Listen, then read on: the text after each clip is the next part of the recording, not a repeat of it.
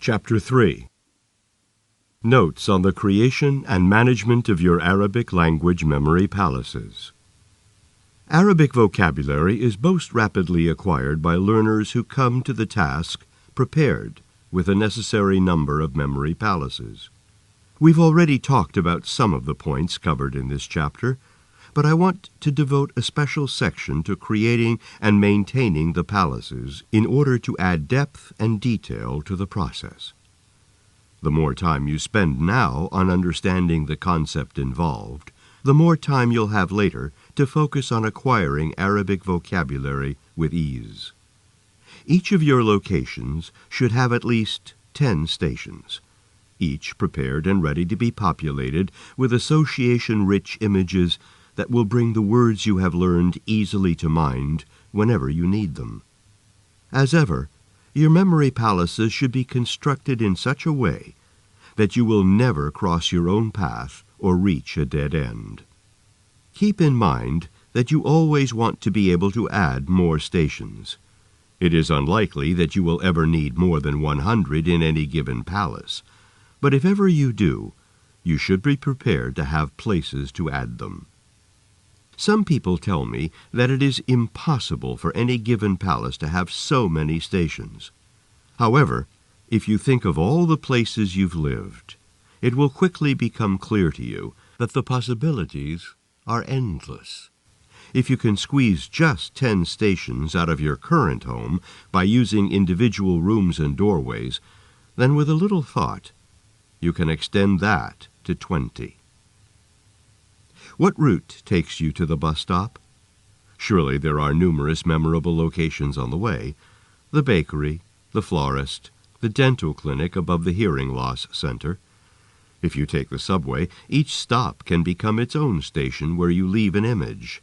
For years, I have used both the Toronto, New York, and Berlin subway systems as memory palaces, and each provide countless stations where I can leave words that I want to remember for easy recall.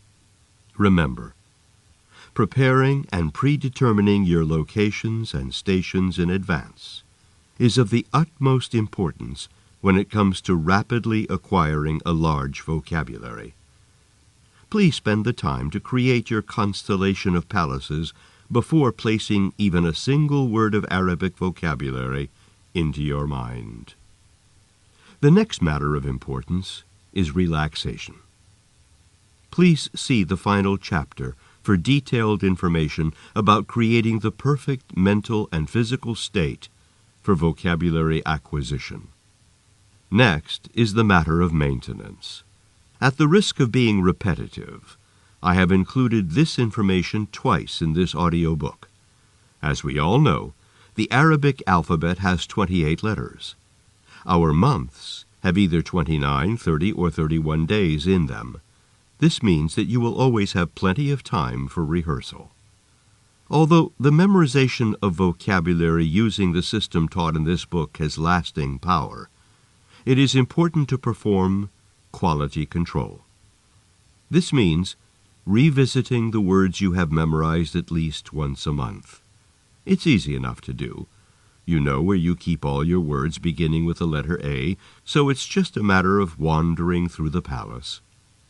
I schedule monthly maintenance sessions loosely based on the number of palaces. Take November, which has 30 days. Day 1 is dedicated to the letter A. Day 2 to the letter B, and so forth.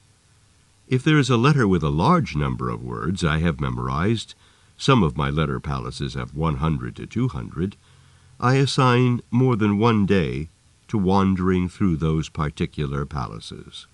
Taking such steps is well worth the effort, and the exercise also strengthens your familiarity with the language, because you begin to see patterns in the language you are studying. As previously mentioned, the more you use Arabic to memorize Arabic, the better.